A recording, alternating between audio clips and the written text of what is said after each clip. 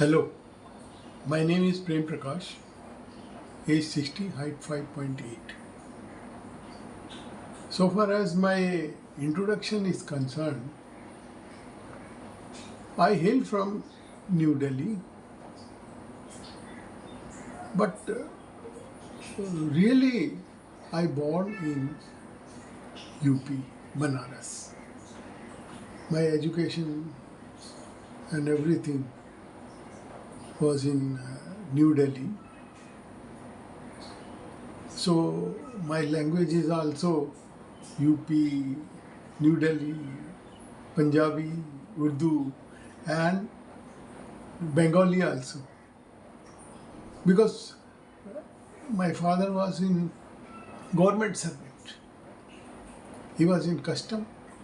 So from Delhi we went to Calcutta.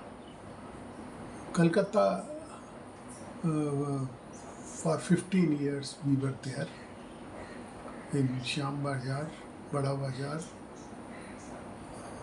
Sialda. Lot of pleasure was there, I used to speak Bengali also when I was small, and since beginning, I had attraction for films, stories, drama, debate, and music. And my recreation used to be cricket, football, carom, and volleyball, but मेरी ज़िंदगी का उद्देश्य ये था, हर हंसी चीज़ का मैं तलबगार हूँ. मतलब जितनी भी अच्छी चीज़ लगने वाली हैं उनको मैं लाइक करता था, वेदर ये फिल्म हो या एक्चुअल लाइफ हो या प्लेग्राउंड पे या क्रिकेट खेलने में. क्रिकेट में मैं बहुत खेलता था, कैरम में भी बहुत मेरी पकड़ अच्छी है. मुझे बहुत अच्छा लगता है डिफरेंट लोगों से बात करना. जब मैं दिल्ली में पढ़ रहा था तो 11th क्लास में हमारे प्रिंसिपल ने मुझे सेलेक्ट किया और कहा कि भाई आप जो है हमारे यहाँ से स्कूल से 3 बच्चे जा रहे हैं, आप भी उसमें एक हो, और समुंदर एक टॉपिक है, उसके ऊपर तैयारी करो, आपका क्विज कॉन्टेस्ट है डॉन बॉस्को से. हमने तैयारी की और हम 1 पॉइंट से जीत गए. बहुत अप्रिशिएट किया हमारे प्रिंसिपल ने भी. Since I was too much talkative, average student था मैं, लेकिन मैं टॉकेटिव बहुत था और सब एक्टिविटीज़ में पार्टिसिपेट करता था, चाहे ड्रामा हो, डिबेट हो या कोई और एनी फंक्शंस. तो बचपन में भी मेरे जो प्राइमरी स्कूल के टीचर थे वो मुझे बहुत प्यार करते थे, क्योंकि वो जैसा बोलते थे मैं वैसा करके दिखाता था. तो कोई पोएम बोलते थे तो मैं वैसा सुना देता था. वो बहुत मज़ा आता था. मतलब शुरू से ही मेरे को इंटरेस्ट था. और मैं जब कॉलेज में गया तो हमारा एक टीचर थे, बहुत अच्छे टीचर थे. उन्होंने कहा कि बेटा हमें एक प्ले तैयार करना है और तुम उसके अंदर एक भगवान कैरेक्टर है, बेचारा भगवान प्ले का नाम है, भगवान कैरेक्टर के लिए तुम बिल्कुल फिट हो. प्ले वो ऐसा प्ले था, बहुत रियलिस्टिक था, इसलिए मुझे और भी पसंद आया. उसमें ये बताया गया था कि भगवान हो ठीक है, लेकिन आजकल जितनी भी गलत चीज़ें हो रही है उनको आप कंट्रोल ही नहीं कर पा रहे हो. बेचारा भगवान. तो विडंबना आपकी ये है कि हाउ टू कंट्रोल देम और उनको किस तरह से अच्छे पैमाने पे मैं पब्लिक को उपदेश दूं, किस तरह से राह पे लाऊं इनको, किस तरह से ठिकाने पर मैं इनको लाऊं, ताकि लोग मुझे पूजें, लोग मेरी मतलब प्रशंसा करें और मेरी तारीफ करें, मैं भगवान हूँ। तो वो बहुत सक्सेस किया और उसके अंदर बहुत ही सटायर था, बहुत ही लाफ था, बहुत ही ज़्यादा मतलब ऐसे शब्द भी थे जो कि सोसाइटी को पसंद नहीं थे, लेकिन फिर भी वो ज़िंदगी का मेरा एक बहुत बड़ा मोड़ था जहाँ से मुझे सक्सेस मिलनी शुरू हो गई। मैं कॉलेज के ड्रामा, डिबेट, म्यूज़िक सब में पार्टिसिपेट करता था, एनुअल फंक्शन में भी बहुत मज़ा आता था। तो मुझे शुरू से ही ये गहमा गहमी और ये पसंद था। तो और मैं ज़िंदगी में मैंने एक शेर को फॉलो किया कि ज़िंदगी बड़ी हसीन है, हमको जीना ही नहीं आता, हर चीज़ में नशा है, हमको पीना ही नहीं आता।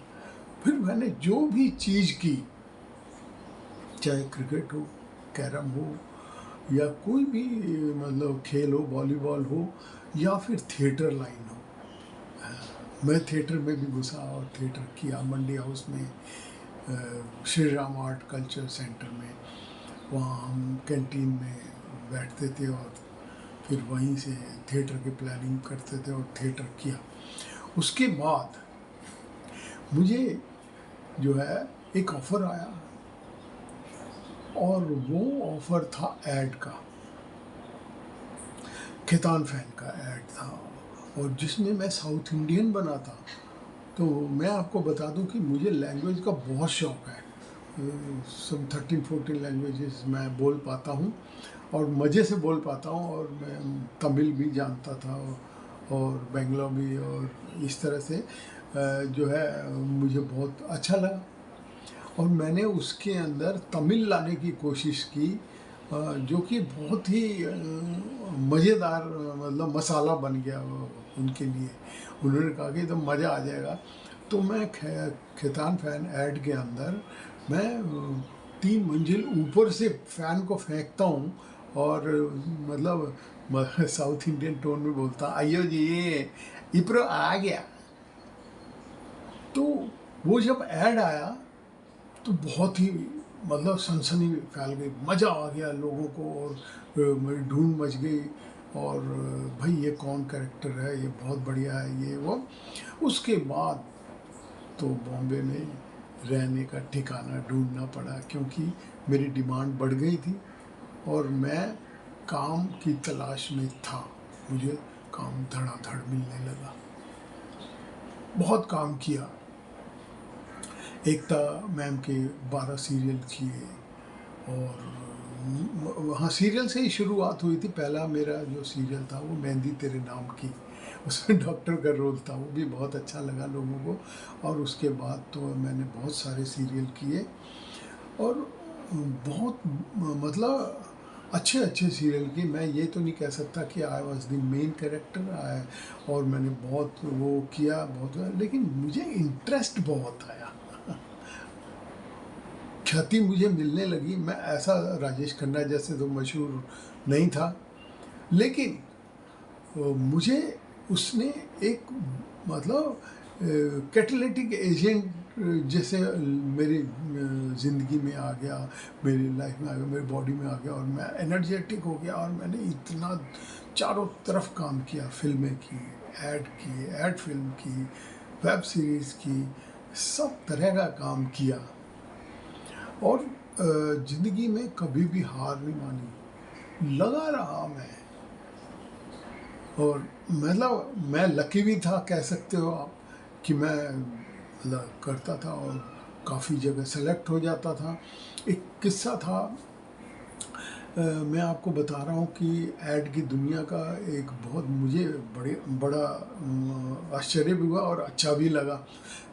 थम्स अप तूफ़ानी सलमान साहब के साथ मैंने किया ऐड, लेकिन उससे पहले जो ऑडिशन हुआ था उसमें बहुत सारे लोग आए हुए थे, और जो मैडम ले रही थी मिसेस शर्मा वो ओल्ड थी, और उनके पास लोग मिलने जाते थे, नमस्ते करते थे, बहुत मक्खन बटरिंग ये वो सब करते थे। लेकिन फिर जब मेरा फाइनली सिलेक्शन हुआ और मुझे जब कॉल आया कि आप तो सेलेक्ट हो गए, अरे वाह! वो ज़िंदगी का मेरा सबसे बढ़िया ही दिन था, बहुत मज़ेदार दिन था, और हमारे घर वाले भी प्राउड कर रहे थे। इवन मेरे बच्चे भी कह रहे थे, अरे वाह पापा आप सलमान के साथ करेंगे, अरे वाह मज़ा आ गया। और वाकई, और सलमान के साथ ऐड किया तो ज़िंदगी का एक फ़लसफ़ा सामने आया कि यार बहुत अच्छा इंसान, बहुत अच्छी शख्सियत के साथ काम करोगे तो आपका भी रुतबा बढ़ता है। मैंने बहुत ज़्यादा बात नहीं की, मेरी बहुत ज़्यादा बात नहीं हुई, एक फ़ोटो खिंचवाई थी उनके साथ, और वो मुझे बहुत पसंद आई, और वो मुझे एंड में कहने लगे, अरे यार एक थम्स अप तो पिलाओ चाचा। अब मुझे बहुत खुशी हुई और मैंने उन्हें खोल के थम्स अप पिलाई। तो ज़िंदगी के ऐसे मज़े लिए हैं, ऐसे मज़े लिए हैं कि ज़िंदगी ऐसा लग रहा है यार कि मक्खन की तरह चल रही है, मज़ा आ रहा है ज़िंदगी का, एक पर एक काम मिलते जा रहे हैं। और बहुत ज़्यादा अमीर तो हूँ नहीं, बहुत ज़्यादा कमाया नहीं, लेकिन जो भी कमाया, हाय हाय, ज़िंदगी में अपने दोस्तों में तो बहुत फेमस हूँ मैं, दोस्तों में बहुत मज़ा आ रहा है। और सबसे बड़ी बात ये है कि अगर मैं किसी भी ऑडिशन में एक दिन भी अगर मिस हो जाता था तो मुझे कॉल पे कॉल आते थे दोस्तों के, यार कहाँ हो तुम, हो नहीं यार, मज़ा नहीं आ रहा है यार, आ जाओ आ जाओ। तो मुझे जो है बड़ा वो लगता था, क्योंकि मैं जो है ना जोक्स क्रैक करता था, हंसी मजाक करता था हर एक से। लाइफ को ना मैंने बहुत ही हल्का बना दिया था, और ये समझता था यार जीने के लिए ना एक खुशहाल लाइफ बहुत ज़रूरी है। और मैं इसी कदम पे आज भी चल रहा हूँ, तमाम दुनिया के काम कर रहा हूँ, वेब सीरीज़ कर रहा हूँ, फिल्में कर रहा हूँ, ऐड कर रहा हूँ, सीरियल्स कर रहा हूँ, और धार्मिक सीरियल्स भी कर रहा हूँ। हाँ, इतना मज़ा आ रहा है। तो मैंने जो है ना हर तरह का काम किया है। और एक चीज़ मैं बताना चाहता हूँ कि मैंने एक फ़िल्म की थी अपहरण। तो मुझे नहीं पता था कि भैया जी मुझे इतनी इम्पोर्टेंस देंगे। वो खाने लंच के लिए खाने पे मेरा वेट कर रहे थे। वहाँ पे अजय देवगन जी, नाना पाटेकर और सब थे। अरे आइए डॉक्टर साहब आइए, हम तो आपका वेट कर रहे हैं, और किसी ने नहीं खाना खाया था। मुझे ये चीज़ फिल्म वालों की, फिल्म लाइन की, फिल्म इंडस्ट्री की बहुत अच्छी लगती है कि जहाँ भी जाते हैं, जिस भी यूनिट में काम करो, एक फैमिली की तरह काम करते हैं, एक फैमिली फीलिंग ले आते हैं, हंसी मजाक और मस्ती जो है वो होता है। तो फिल्म के सेट पे जो है शूटिंग चल रही थी, और अचानक भैया जी क्रेन ठीक कर रहे थे, कुछ गड़बड़ी हो गई थी। उतने में देखा कि एक गाड़ी आ रही है उसके अंदर दीप्ति नवल उतरी, और उनके पास बहुत बड़ा केक था, और भैया जी को उन्होंने कहा हैप्पी बर्थडे और फिर क्या था, काम दाम सबने छोड़ दिया। हैप्पी बर्थडे की लहर इतनी भयानक थी, इतना मज़ेदार थी, सब लोग जो है ना मस्ती में डूब गए, खूब एंजॉय किया लाइफ को, है। और उसके बाद जो है केक कटा और खाना खाया गया, और उसके बाद छोटा मोटा एक शॉट हुआ, और उस दिन का शूट ख़त्म। भाई बहुत एंजॉय किया लाइफ को, वो दिन मेरे को कभी नहीं भूल सकते। तो लाइफ जो है सिर्फ फिल्मों में काम करना ही मेरा उद्देश्य नहीं था, है दुनिया से कनेक्ट हो जाते हैं। एंड सेट पे 300 लोग होते हैं, और कोई कहाँ से है, कोई कहाँ से है, कोई कहाँ से, कोई कोई बोली बोल रहा है, कोई कुछ बोल रहा है। और किस तरह से लोग आपस में बात करते हैं, हंसी मजाक करते हैं, डिफरेंट कल्चर का जो एक्सचेंज होता है ना, वो मिनी भारत को क्रिएट करता है। तो फिल्म के सेट पे ना मिनी भारत होता है और डायरेक्टर उसका मुखिया होता है। वो चाहे तो कोई भी मोड़ ले सकता है, वो भी चाहे तो किसी भी डायरेक्शन में मोड़ सकता है, वो चाहे तो सीरियस बना दे और वो चाहे तो हंसी खुशी का माहौल बन जाए। तो ये सब जो है मुझे बहुत अच्छा लगा। मुझे जो है अपनी लाइफ में लैंग्वेजेस का इतना मतलब क्रेज़ था कि आप बताओ कि मैं मद्रास में था तो मेरे साथ एक वाइफ और बच्ची थी। तो हमारे डब्बे में जो है साउथ इंडियन भी आ गए, कुछ आर्मी वाले और वो आ गए।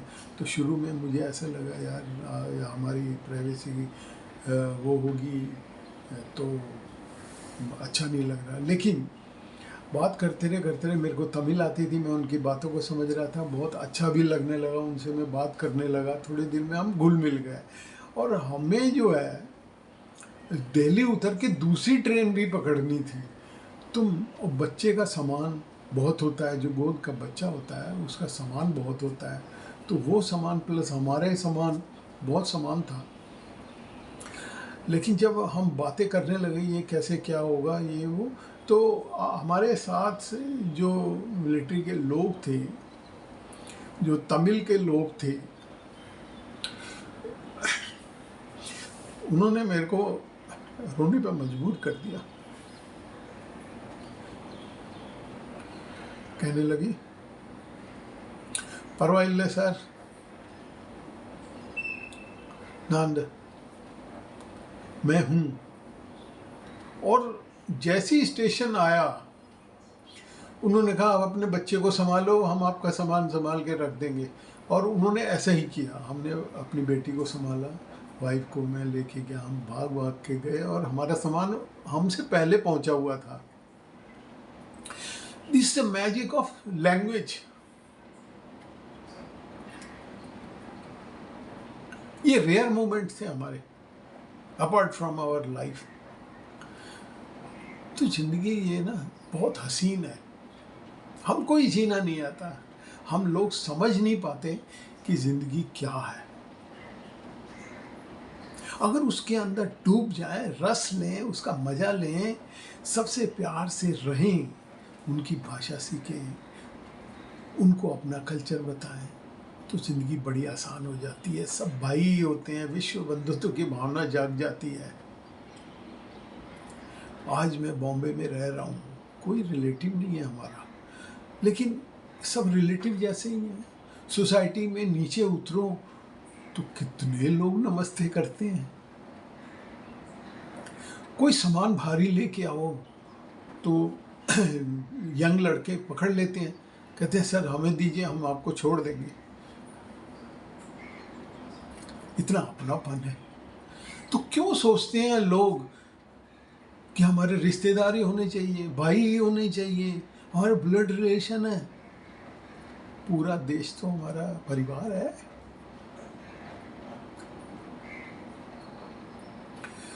आज मोदी जी के कर कमलों पे चलने का दिल करता है। उनकी बातों को सोच के ऐसा लगता है कि वो गांधी के ट्रू फॉलोअर हैं।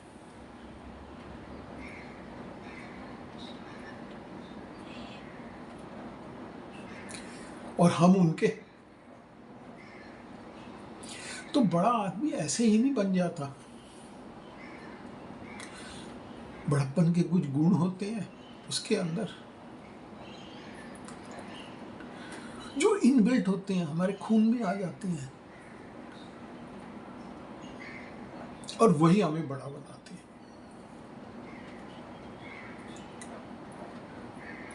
मुझे तो बहुत अच्छा लगता है फिल्म वालों से मिलके।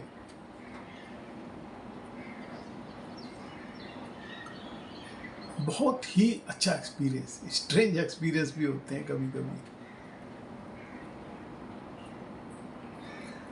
अजय देवगन के साथ हमने फिल्म की थी अपहरण। इतना अपनापन। अजय देवगन हमारे साथ कैरम खेल रहा है जब तक सेट लगता है तब तक वो मजाक ऐसे ऐसे करते हैं, पूछो मत। ऐसा लगता है कि यार अपना भाई, अपना कोई बंधु है, अपने चाचा मामा का लड़का है। बहुत अच्छा लगता है। इस परिवार को हजारों सलाम है।